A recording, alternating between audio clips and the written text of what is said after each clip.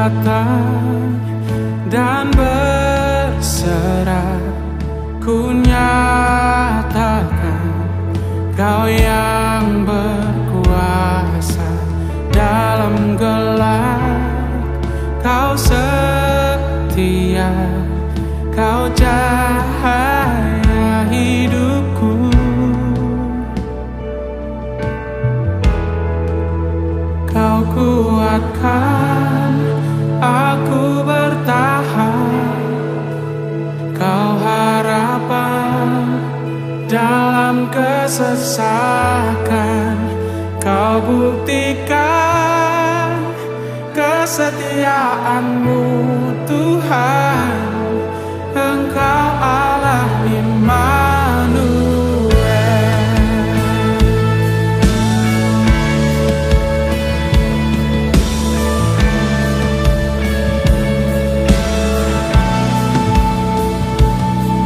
Bapa, ku datang untuk menyembah, ku nyatakan Kau yang bertata dalam lemah.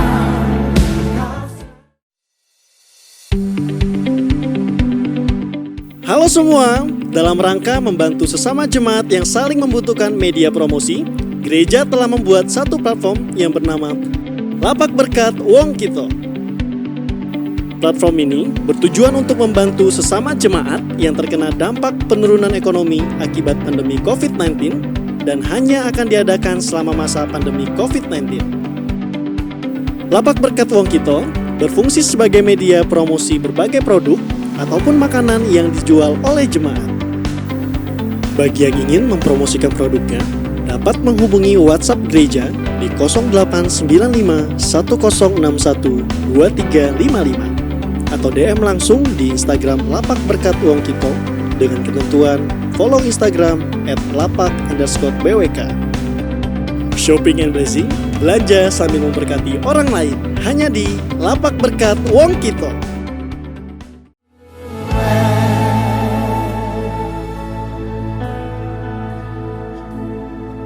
Immanuel, Immanuel, Engkau besertaku.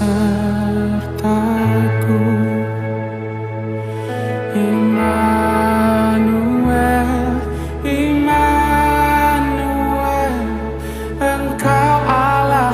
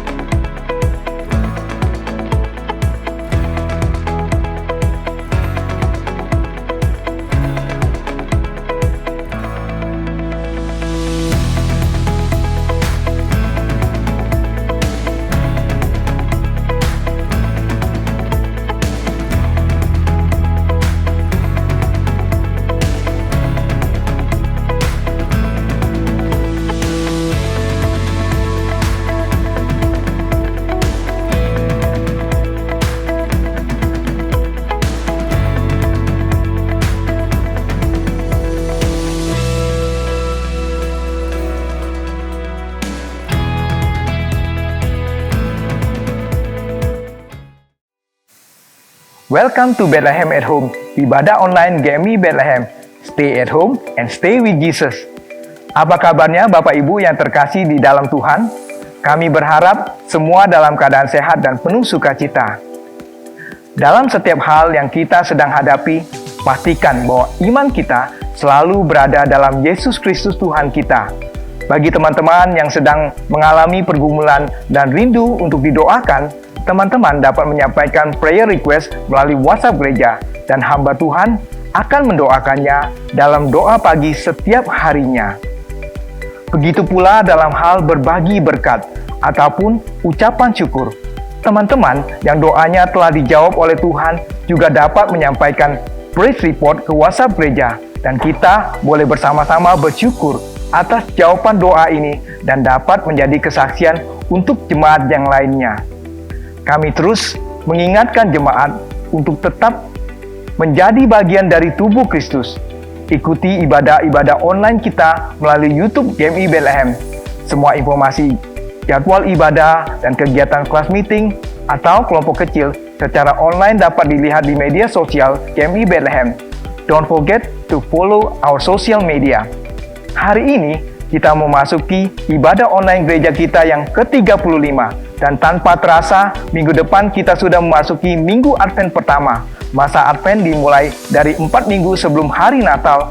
Advent adalah masa di mana kita mempersiapkan hati dan kehidupan rohani kita dalam menyambut kedatangan Juru Selamat. Dan secara khusus firman Tuhan hari ini akan dibawakan oleh Evangelis Jimmy Setiawan dari Wonders of Worship Wow Ministry dengan tema mengalami hadirat Tuhan. Kiranya firman Tuhan hari ini dapat dimengerti bagaimana mengalami Tuhan dalam hidup kita. Mari kita mau siapkan hati kita untuk menyembah dan memuji Dia.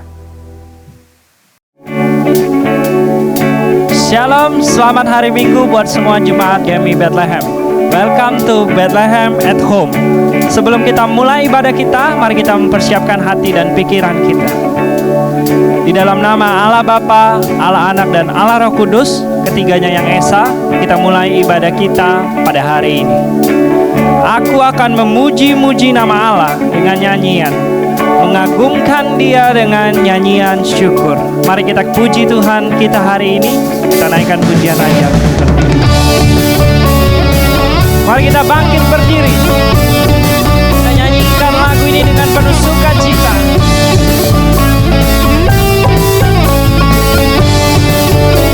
Ajarku berdiam, ajarku berdiam, dekati hatimu.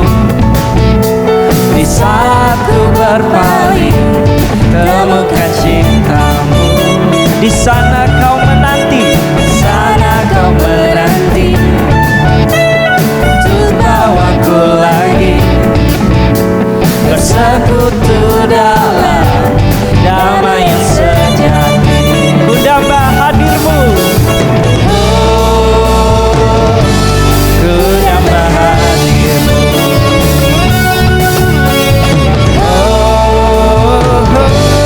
Inilah rinduku.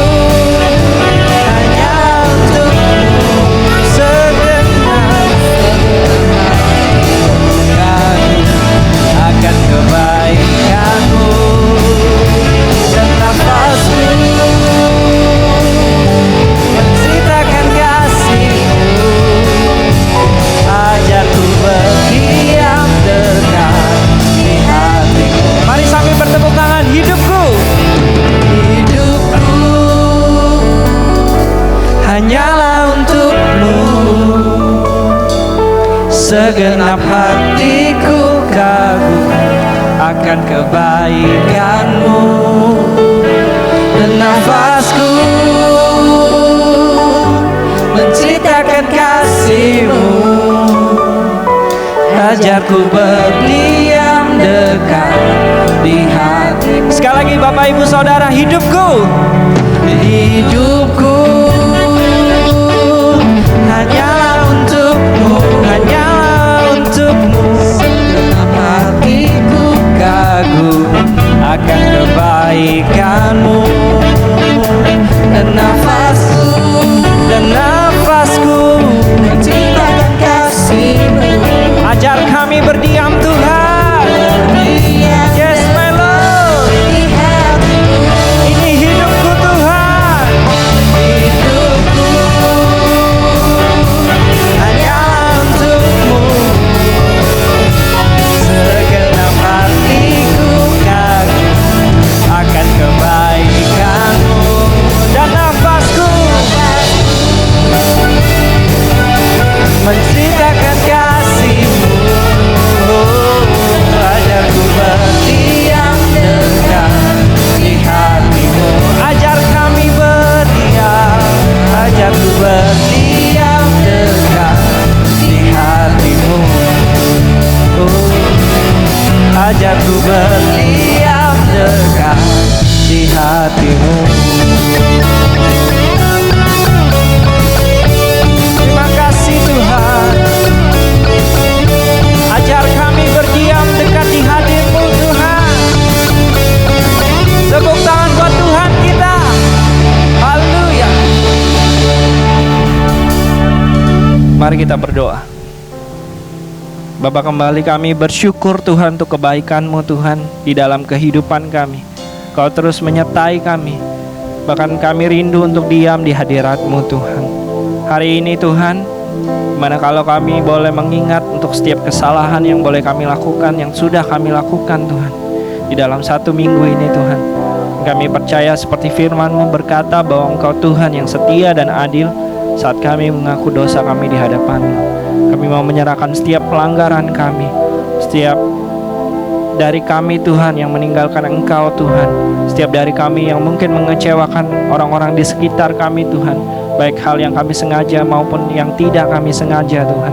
Kami mau menyerahkan semuanya ke dalam tangan-Mu.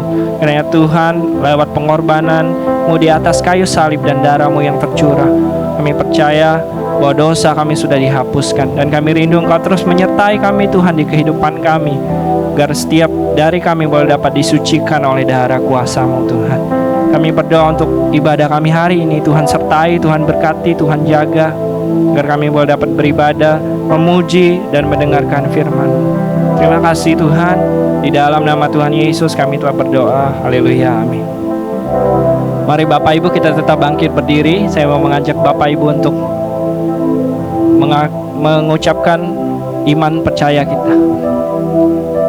Pengakuan iman rasuli.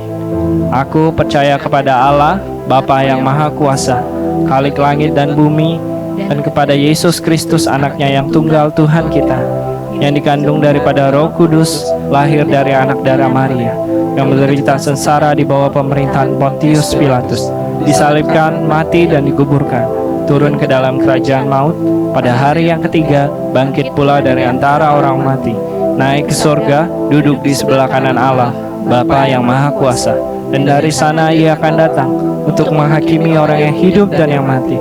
Aku percaya kepada Roh Kudus, gereja yang kudus dan aman, persekutuan orang kudus, pengampunan dosa, kebangkitan tubuh, dan hidup yang kekal. Amin.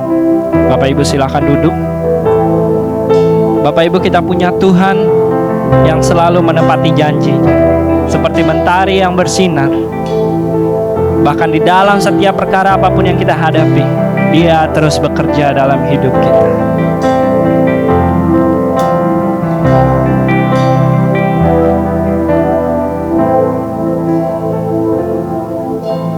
Di tengah luasnya samudra, di dalam badai bergelora, Kaulah jangkar hidup sekalipun ku goyah, firman terang di langkahku, sumber damai dalam hidupku. Ku aman di dalam-Mu, penyertaan-Mu sempurna.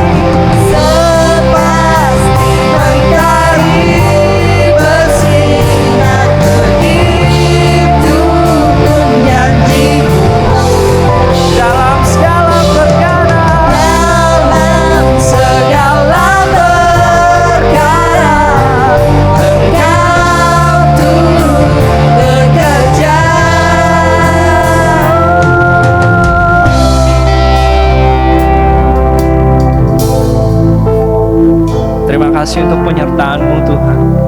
Terima kasih untuk kehadiran-Mu Tuhan di setiap musim kehidupan kami Tuhan. Sepasti mentari bersinar, begitulah janji-Mu untuk kehidupan kami Tuhan. Tak lupa hari ini Tuhan, ada banyak doa yang ingin kami sampaikan kepada-Mu Tuhan. Kami berdoa untuk persiapan hati setiap jemaat Tuhan di dalam memasuki masa Advent yang akan dilangsungkan di minggu depan Tuhan. Dan kami juga berdoa untuk setiap panitia Natal yang sudah dibentuk untuk boleh dapat mempersiapkan ibadah dan perayaan Natal. Kami rindu di perayaan Natal nanti Tuhan, kelahiran-Mu boleh diagungkan dan boleh dinyatakan dengan makna yang luar biasa. Kami juga berdoa Tuhan untuk salah satu jemaat kami. Kami berdoa kiranya Tuhan memberikan hikmat dan kiranya Tuhan memberikan kebijaksanaan di mana dia boleh dapat menentukan pekerjaan dia di luar kota nanti Tuhan. Kami juga berdoa untuk kesehatan para jemaat yang ada di usia indah Tuhan di gereja kami. Kita berdoa agar terutama di masa-masa pandemi ini, kiranya setiap dari mereka boleh Tuhan lindungi dan sertai kesehatannya. Kami rindu Tuhan boleh jaga mereka dan sertai. Tak lupa kami juga mengucap syukur Tuhan untuk setiap doa dan hal-hal yang boleh terjadi di dalam kehidupan kami, di mana kami boleh dapat menaikkan pujian buat Engkau Tuhan, di mana ada pertolongan Tuhan melalui tangan dokter di dalam proses pengeluaran manik-manik yang masuk ke dalam hidung seorang anak. Kami bersyukur Tuhan, semuanya boleh dapat berjalan dengan lancar. Kami juga berdoa Tuhan untuk masa-masa kehamilan beberapa jemaat kami. Kiranya Tuhan yang terus pelihara, Tuhan yang terus berikan kesehatan para janin yang ada Tuhan. Kami juga berdoa Tuhan dan bersyukur Tuhan, karena Engkau boleh memberikan kami semangat dan sukacita yang besar. Walaupun kondisi hari-hari ini kurang baik Tuhan, tapi kami boleh melayani Tuhan dengan sukacita. Terima kasih untuk setiap hal yang boleh kami naikkan Tuhan, dan untuk setiap hal yang Tuhan boleh nyatakan dalam kehidupan kami. Kami serahkan setiap doa kami dan ucapan syukur kami hari ini hanya ke dalam tangan Tuhan Yesus. Haleluya. Bergelora, ku akan terbang bersamamu, melanggar ajaran semesta. Ku tenang sebab Kau di saat badai bergelora. Ku akan terbang bersamamu, melanggar ajaran semesta.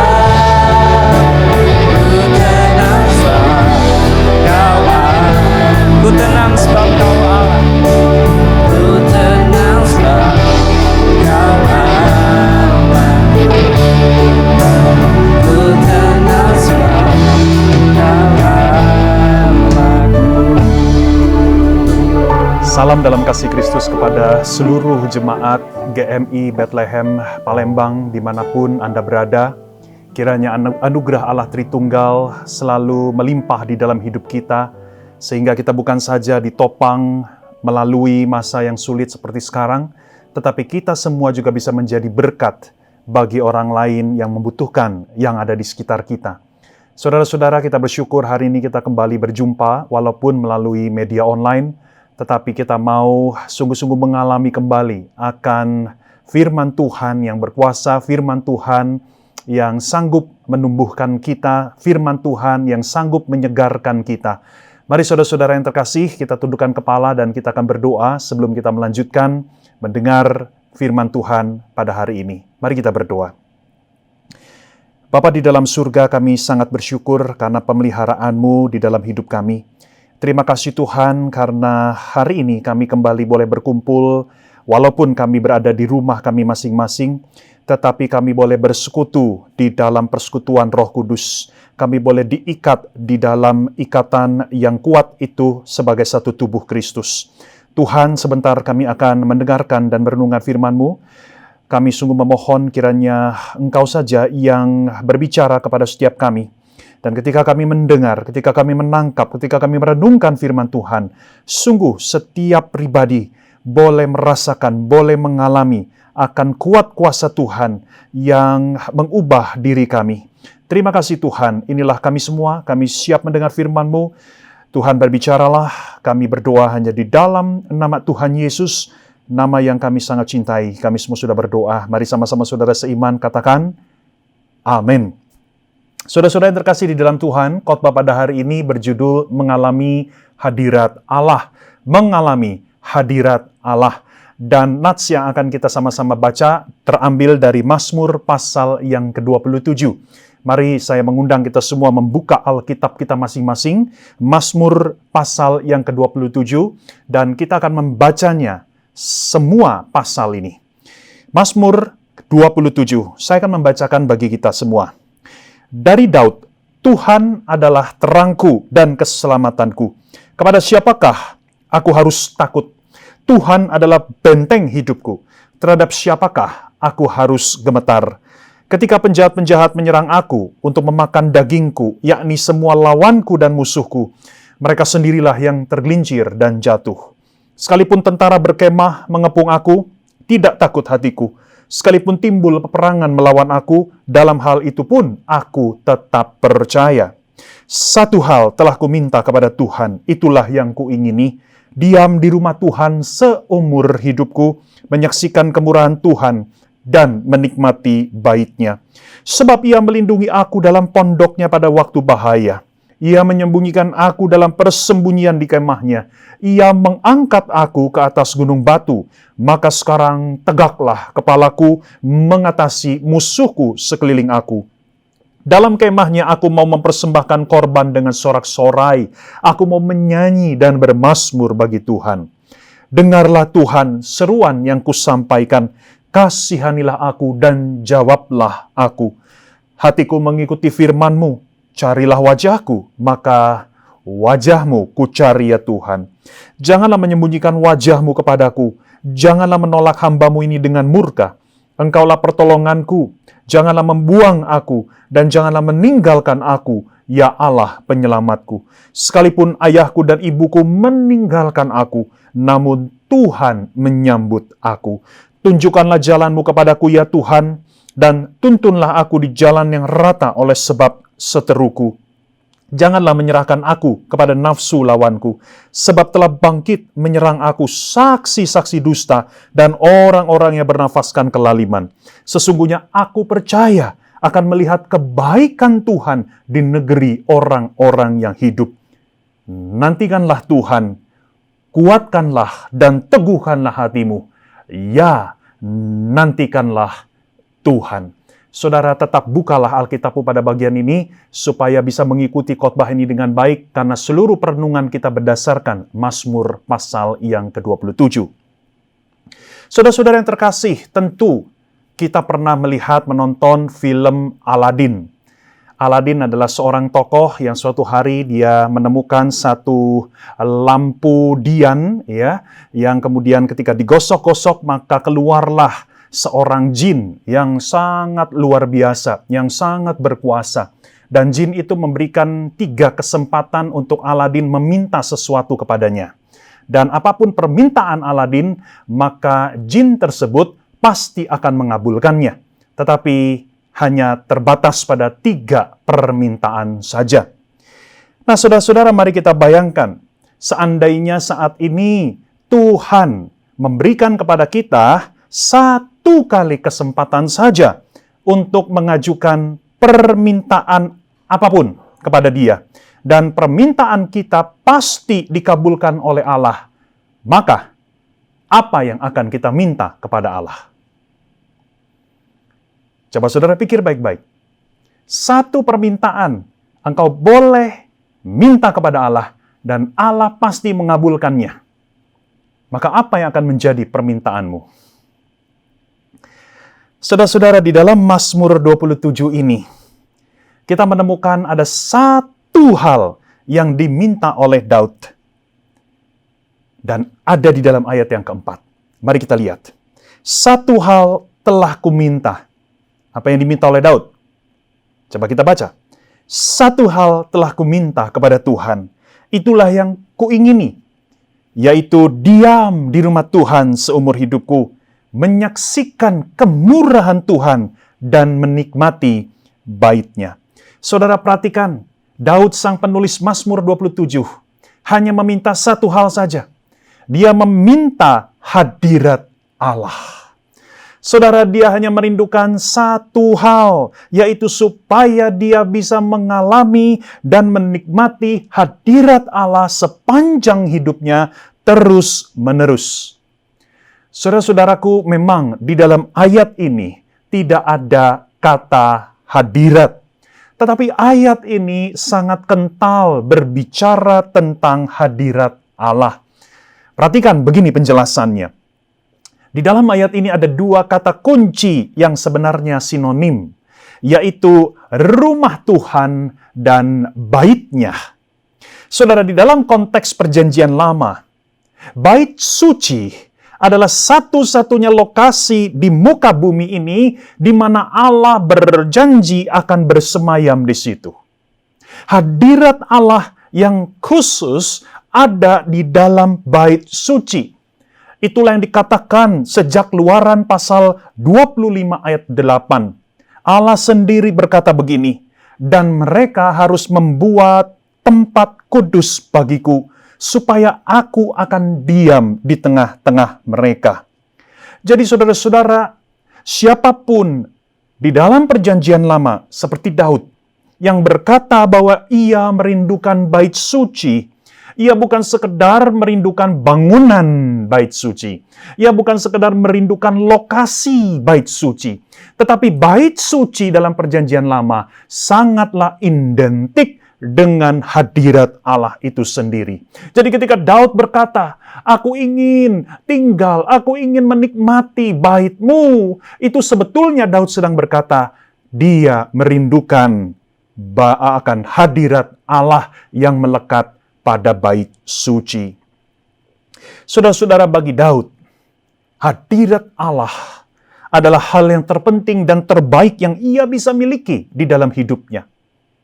Bukan kekayaan, bukan kejayaan, bukan kemakmuran, bukan juga kesehatan. Hadirat Allah bagi Daud melebihi segala sesuatu di dalam hidupnya. Itu sebabnya hadirat Allah yang menjadi satu-satunya permintaan Daud. Sebetulnya, saudara-saudaraku, bukan hanya di bagian ini saja Daud menyatakan kerinduannya yang sangat besar akan hadirat Allah. Kalau kita membaca lagi di dalam Mazmur-Mazmur lain yang ditulis oleh Daud, misalnya Mazmur 26 ayat 8, Daud berkata, "Tuhan, aku cinta pada rumah kediaman-Mu dan pada tempat kemuliaan-Mu bersemayam." Juga Mazmur 69 ayat 20, "Sebab cinta akan rumah-Mu menghanguskan aku." Oh, saudara, sekali lagi, Daud bukan sekedar merindukan dan mencintai bangunan bait suci. Tetapi, saudaraku, Daud begitu merindukan akan hadirat Allah yang bernaung di dalam bait suci. Sampai di sini, saudara-saudara, mari kita mulai mengintrospeksi diri kita masing-masing. Sebagai orang percaya, apakah kita memiliki hati seperti Daud yang begitu mendambakan akan hadirat Allah, yang begitu haus akan hadirat Allah, bahkan melebihi segala sesuatu yang lain? Saudara-saudara, sayangnya kalau kita mau mengaku dengan jujur, jangan-jangan kenyataannya sungguh jauh berbeda. John Davis dalam bukunya Worship and the Reality of God, dia mengatakan begini, "Saya percaya bahwa masalah hilangnya kesadaran akan hadirat Allah yang kudus dan Kristus yang sudah bangkit sebagai realitas utama dalam ibadah ada dalam kadar yang berbeda-beda di hampir semua gereja Injili sekarang." Saudara, perhatikan ucapan dari John Davis. Dia mengatakan bahwa sekarang ini banyak umat Tuhan, banyak gereja-gereja yang mengalami krisis, yang mengalami erosi, yang mengalami pemiskinan akan pemahaman, akan pengalaman hadirat Allah itu sendiri. Kita mungkin masih rajin datang ke gereja. Kita rutin ikut ibadah di gereja pada hari Minggu. Tetapi sungguhkah motivasi kita yang utama itu adalah karena kita didorong untuk mengalami, untuk menikmati hadirat Allah. Saudara, ini pertanyaan penting yang di awal khotbah ini harus betul-betul kita renungkan, kita pakai untuk kita periksa diri kita sedalam-dalamnya, sejujur-jujurnya. Saudara-saudara, di dalam khotbah ini, kita akan sama-sama merenungkan tentang hadirat Allah. Pada bagian yang pertama, saya akan mengajak kita untuk memikirkan apa makna hadirat Allah. Apa artinya kalau kita katakan Allah hadir bersama dengan kita. Yang kedua, saudara-saudara, bagaimana kita sebagai orang percaya bisa mengalami hadirat Allah tersebut. Marilah kita lihat yang pertama lebih dahulu. Apa makna dari hadirat Allah? Saudara-saudara, tentu di satu sisi kita mengakui bahwa Allah itu maha hadir. God is omnipresent. Dia ada dimanapun. Tidak ada tempat yang tersembunyi atau terlalu sulit untuk ditemukan oleh Allah. Sehingga Allah tidak ada di situ. Saudara-saudara, kehadiran Allah ada di mana-mana. Tetapi saudara-saudara, ada kehadiran Allah yang bersifat istimewa. Khususnya kehadiran Allah di dalam hidup umat pilihannya.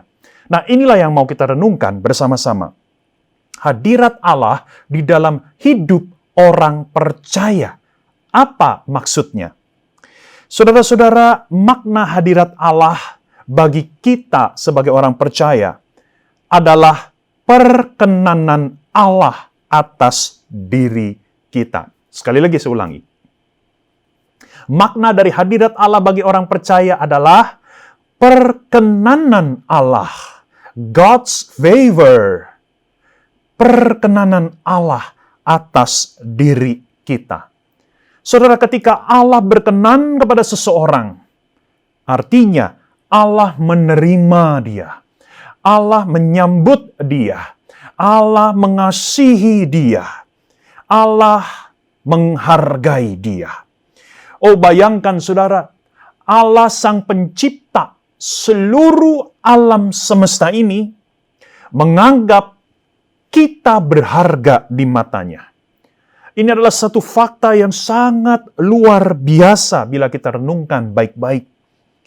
Saudara-saudara, ketika Allah berkenan kepada saya, Allah berkenan kepada Anda, artinya Allah tidak akan pernah berhenti mencintai dan mengasihi kita.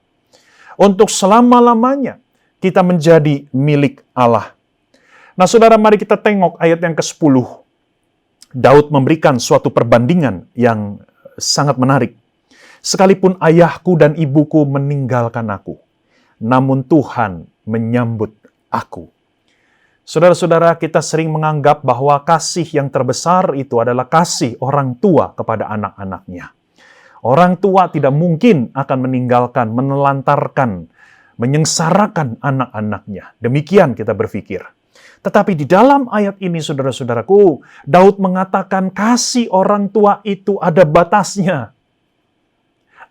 Kasih Allah jauh lebih sempurna, jauh lebih besar daripada kasih orang tua terbaik manapun di dunia ini kepada anaknya.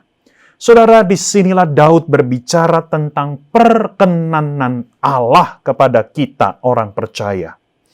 Saudara-saudara, inilah mengapa hadirat Allah menjadi sangat penting bagi Daud. Karena ketika Daud merindukan hadirat Allah, tidak lain tidak bukan Daud merindukan Allah untuk tetap menyayangi dia.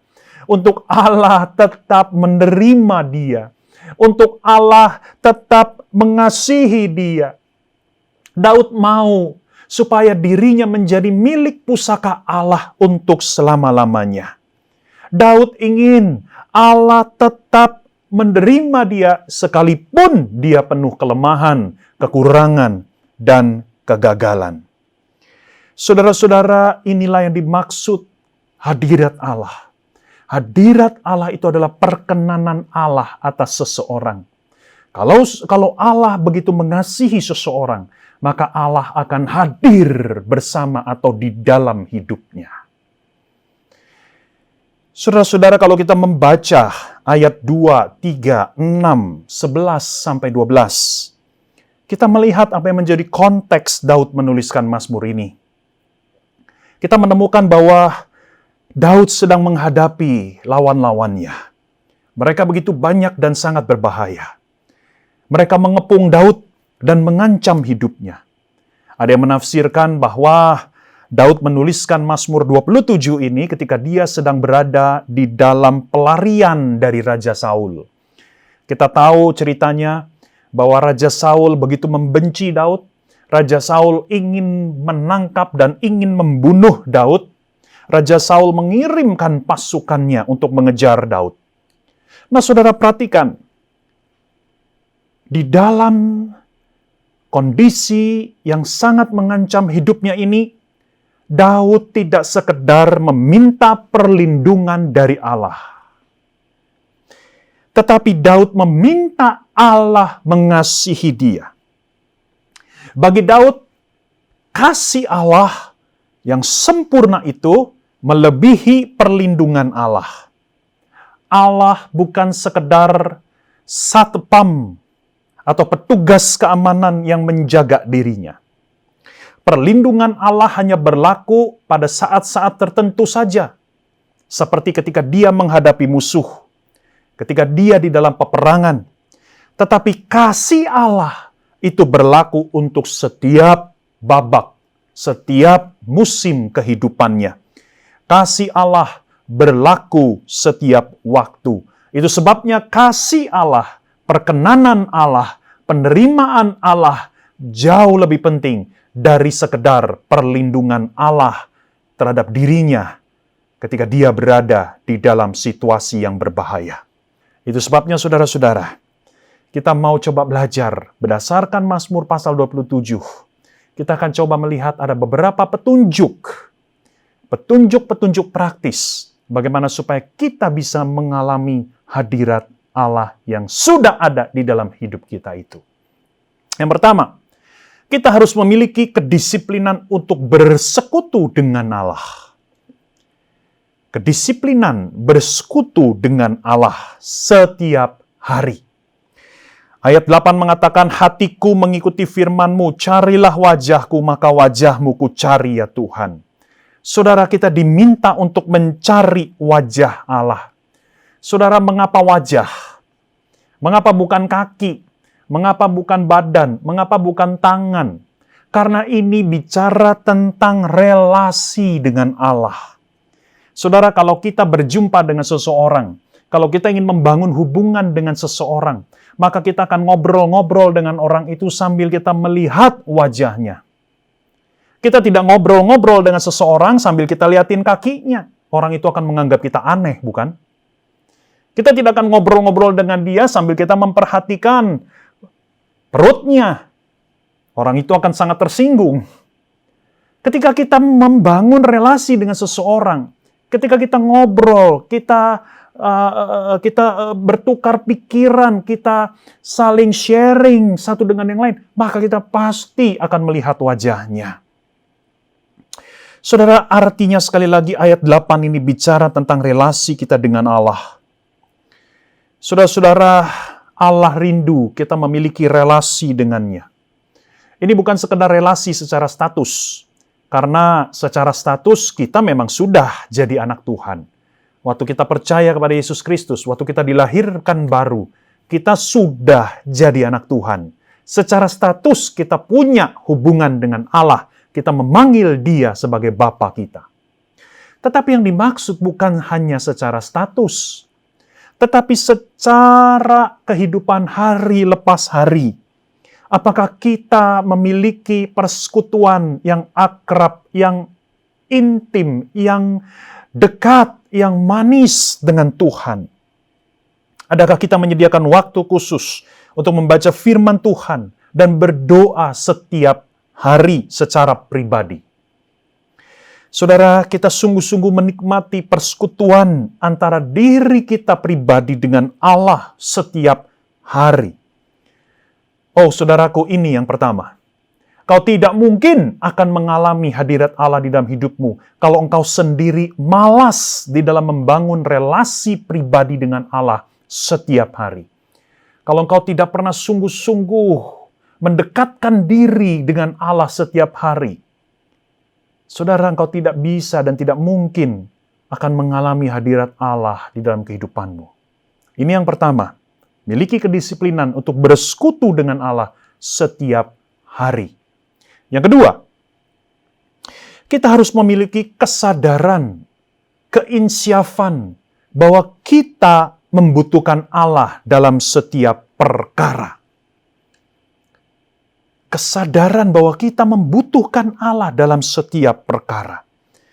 Kembali kita melihat ayat yang ke-8. Dikatakan bahwa kita harus mencari Allah, mencari wajah Allah. Mencari di sini bukan berarti Allah itu sukar untuk ditemui. Bukan berarti Allah itu seperti jual mahal. Dia ngumpet dari kita. Bukan, saudara-saudara. Mencari Allah di sini tidak lain, tidak bukan adalah membutuhkan Allah. Sesuatu yang kita butuhkan pasti kita cari. Semakin kita membutuhkan hal itu, pasti kita akan semakin getol, kita akan semakin rajin, kita akan semakin serius mencari hal itu sampai kita menemukannya. Saudara, inilah yang kedua. Kalau engkau ingin mengalami hadirat Allah di dalam hidupmu, maka engkau harus punya kesadaran betapa engkau membutuhkan Dia. Bahwa engkau tidak bisa hidup tanpa Dia. Bahwa hidupmu akan hancur, bahwa hidupmu akan lemah, bahwa hidupmu akan berantakan bila tidak ada Allah. Saudara-saudara, ilustrasinya seperti seseorang yang ingin pergi ke suatu tempat, tetapi dia tidak tahu directions atau arah ke tempat itu. Ya, zaman dulu ya, kita belum ada GPS, belum ada Google Map. Ya, nah saudara, ketika kita ingin pergi ke suatu tempat, apa yang kita lakukan? Ya, apalagi tempat itu sulit. Ya, tempat itu belum pernah kita kunjungi. Nah, biasanya saudara kita pasti akan berhenti di persimpangan, ya, di belokan, kita akan berhenti untuk tanya sama orang, ya. Pak, di manakah tempat itu?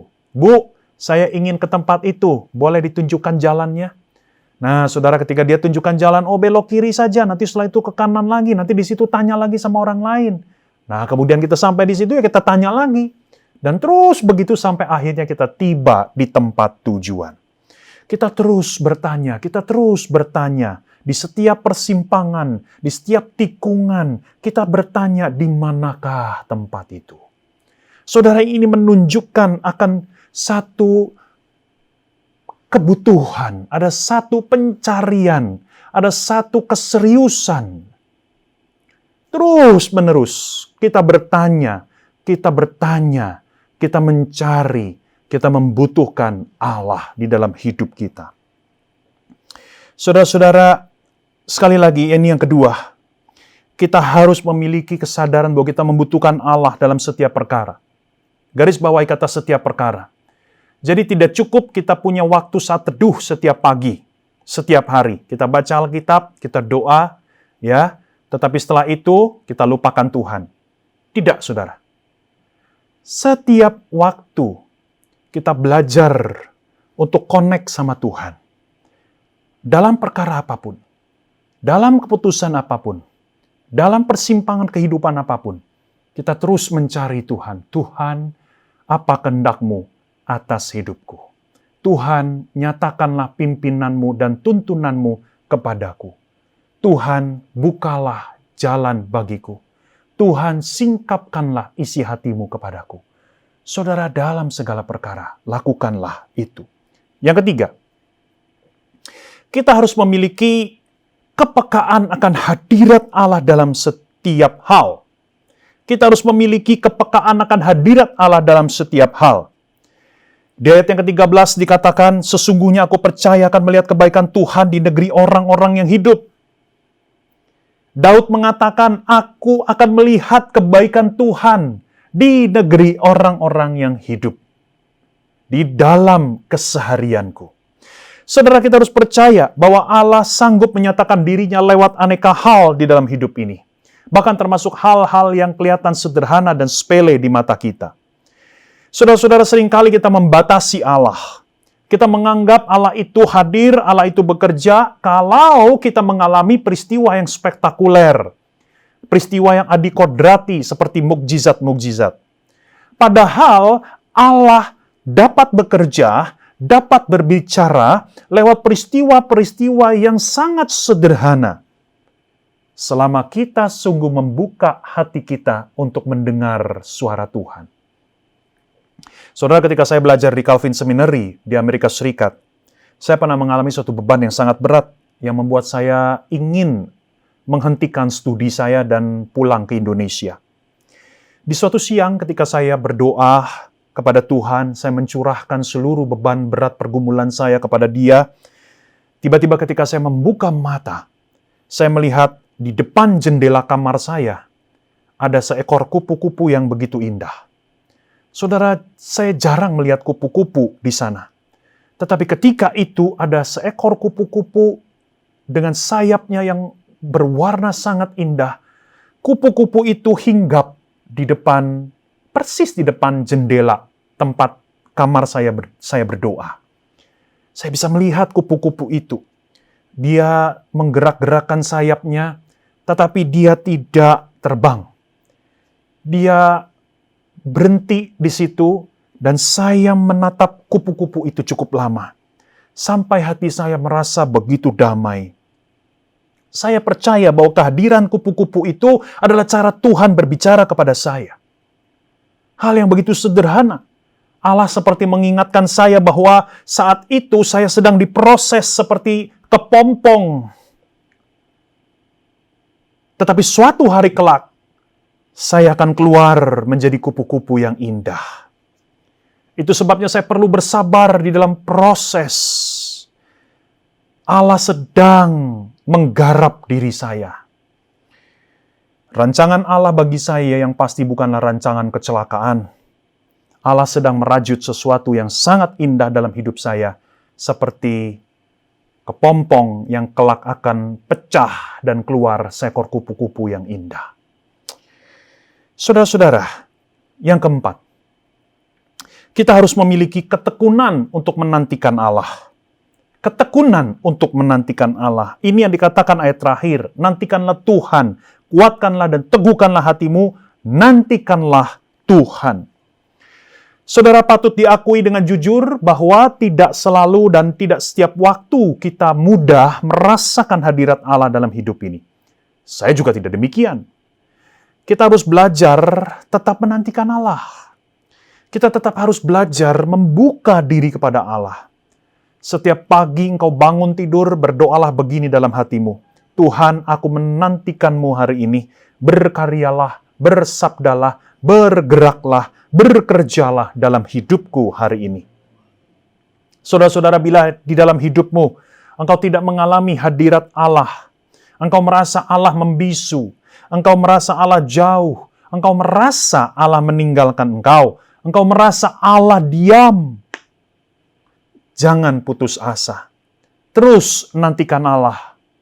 Tetaplah berdoa. Tetaplah membaca Alkitab.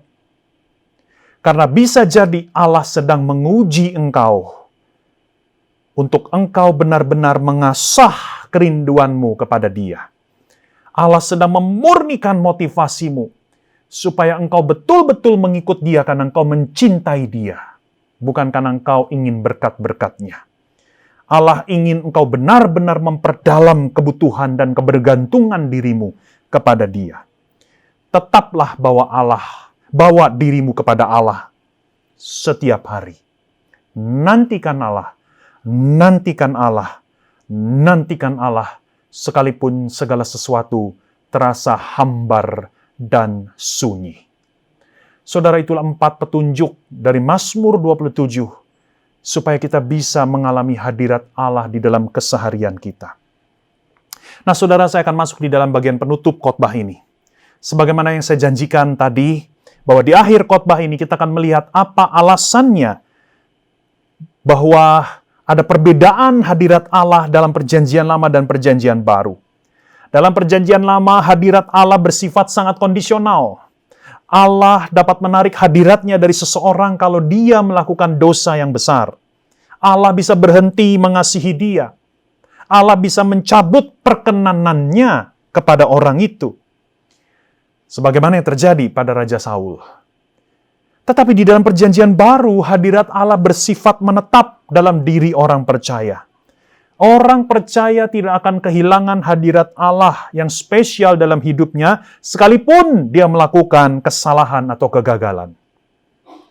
Oh, tentu saja, saat kita berdosa, saat kita melakukan pelanggaran, maka kesadaran dan kepekaan kita akan hadirat Allah bisa saja melemah dan bahkan hilang. Tetapi kehadiran Allah secara objektif tidak pernah lenyap di dalam hidup kita. Nah, saudara, apa alasannya? Saudara-saudara, jawabannya begini. Karena Yesus Kristus sudah menggantikan posisi kita. Yesus Kristus, Sang Allah manusia itu, pernah menjalani kehidupan dan kematian demi kita. Di atas kayu salib, Yesus berteriak, "Allahku, Allahku, mengapa engkau meninggalkan aku?" Saudara, Yesus bertukar posisi dengan kita. Yesus, Sang Anak Allah, yang dari kekekalan, dia hidup di hadapan hadirat Bapa. Dia bersekutu begitu erat dengan Bapa. Dia begitu dikasihi Bapa. Sedangkan kita, orang berdosa, kita mengalami pemutusan hubungan dengan Bapa. Kita ditinggalkan oleh Bapa. Kita adalah musuh Allah yang harus menerima murkanya. Tetapi di atas kayu salib, Yesus mengambil posisi kita. Yesus mengalami ditinggalkan oleh Bapanya. Hukuman dosa kita diambil, direngkuh oleh Yesus. Supaya kita yang sekarang percaya kepada Yesus dapat selama-lamanya menerima dan mengalami dan menikmati hadirat Bapa. Kita dikasihi Bapa sampai seterusnya. Saudara, inilah yang membuat hadirat Bapa tidak pernah hilang dalam hidup kita, sekalipun kita sebagai orang percaya masih bisa jatuh dalam dosa.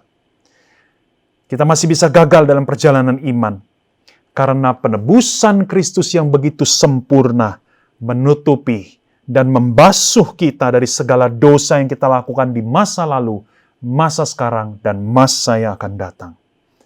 Tentu saja sekali lagi, dosa kita masih bisa mendukakan hati Tuhan, masih bisa menyakiti hati Tuhan, masih bisa membuat Tuhan sedih.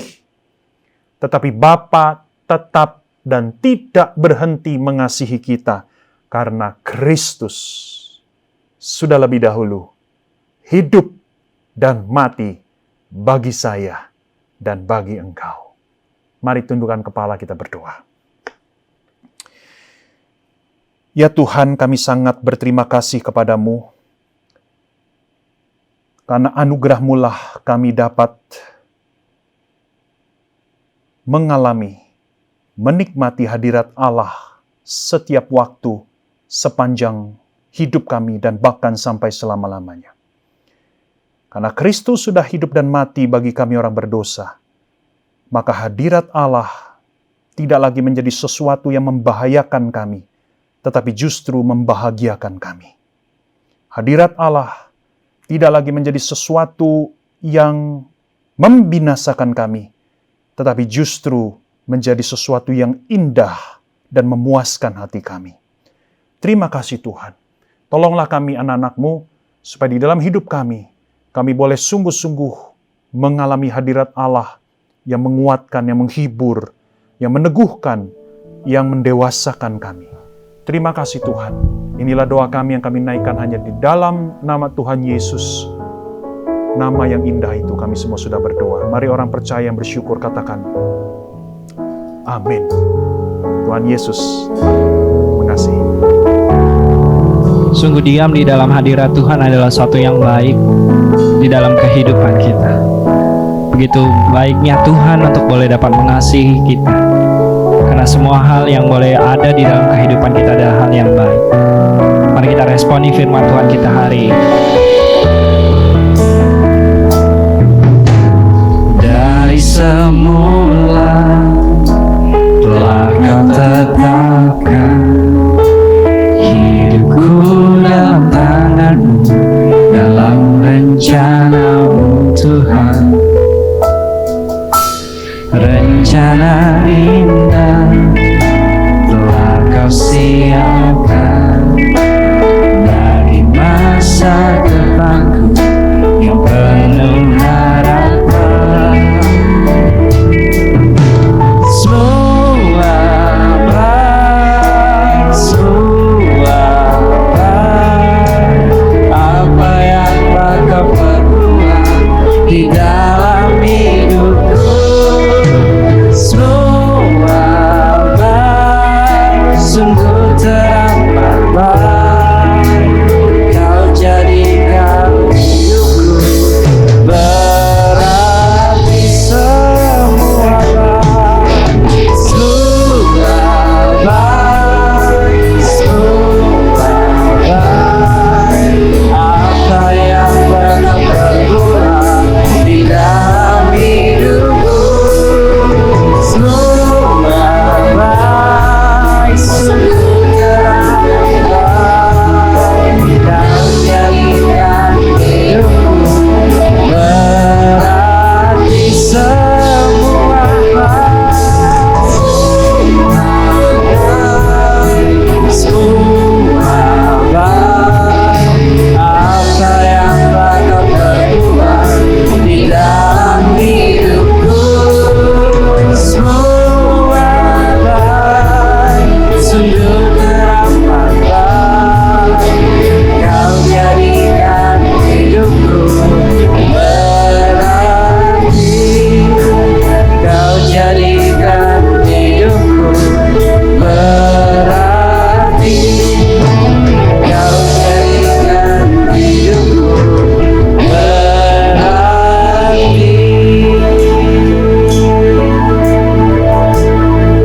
Shalom jemaat yang dikasihi oleh Tuhan, kita bersyukur hari ini kita boleh sama-sama terus beribadah kepada Tuhan. Dan kami yakin dan percaya jemaat tetap akan dalam keadaan sehat dan diberkati Tuhan. Kita bersyukur hari ini kita boleh mendengarkan firman Tuhan dari hambanya penginjil Jimmy Setiawan dari Wonders of Worship Ministry. Kita berharap firman Tuhan ini dapat sekali lagi membawa kita boleh dekat di hadirat Tuhan.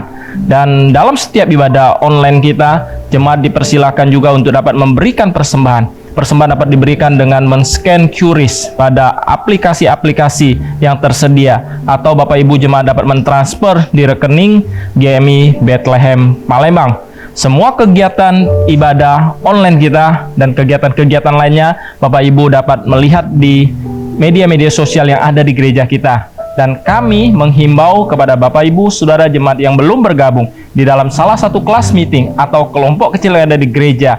Kami mengharap Bapak Ibu dapat menghubungi hamba-hamba Tuhan, menghubungi para pemimpin untuk dapat bergabung, karena kami percaya dengan bergabung di dalam satu komunitas maka kita akan dapat bertumbuh di dalam iman. Dan hari ini sebelum kita akan mengakhiri ibadah kita akan menghafalkan satu ayat Alkitab yang akan memberi kita kekuatan untuk tetap hidup di hadirat Tuhan sepanjang minggu ini secara khusus. Kita akan melihat di dalam Mazmur 27 ayat yang keempat. Saya akan baca satu kali dan kemudian kita akan mengulanginya secara bersama-sama. Mazmur 27 ayat 4. Satu hal telah kuminta kepada Tuhan, itulah yang kuingini, diam di rumah Tuhan seumur hidupku, menyaksikan kemurahan Tuhan dan menikmati baitnya. Mari jemaat yang dikasihi, kita ulang ayat ini bersama-sama. Mazmur 27 ayat 4. Satu hal telah kuminta kepada Tuhan, itulah yang kuingini, diam di rumah Tuhan seumur hidupku, menyaksikan kemurahan Tuhan dan menikmati baitnya. Kiranya firman Tuhan ini dapat menjadi kekuatan bagi hidup kita. Mari jemaat yang dikasihi Tuhan, kita akan mengakhiri ibadah kita pada hari ini. Saya mengundang Bapak Ibu jemaat yang ada di rumah, kita bangkit berdiri, kita akan bersama-sama menaikkan doa yang diajarkan oleh Tuhan Yesus kepada kita, yaitu doa Bapa kami, dan kemudian kita akan menerima berkat Tuhan. Mari kita berdoa.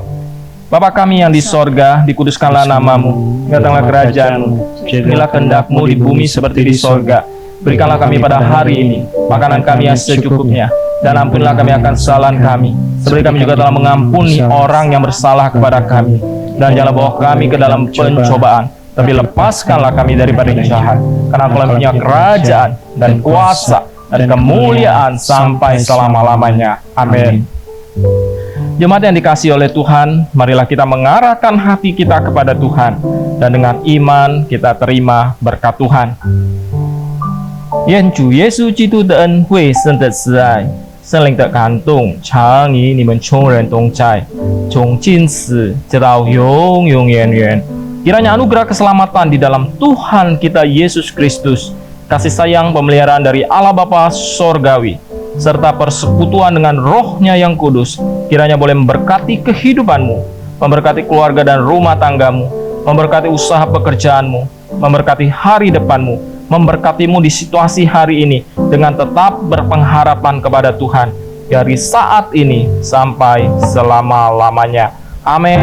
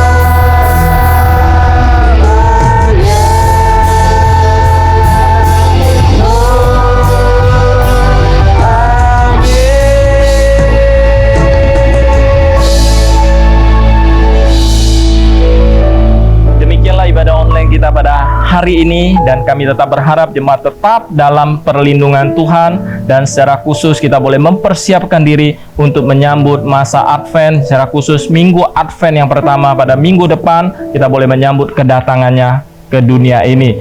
Silakan duduk jemaat, silakan mengambil saat teduh, stay at home and stay with Jesus. Tuhan Yesus memberkati. Shalom Bapak Ibu yang terkasih dalam Tuhan Yesus Kristus. Terima kasih sudah bergabung dalam online service GMI Bethlehem Palembang. Bagi Bapak Ibu dan saudara-saudari yang terkasih, apabila merasa diberkati melalui online service kita hari ini, mohon dapat klik like yang ada gambar jempolnya, lalu membagikan online service kita hari ini ke kerabat ataupun ke teman-teman Anda.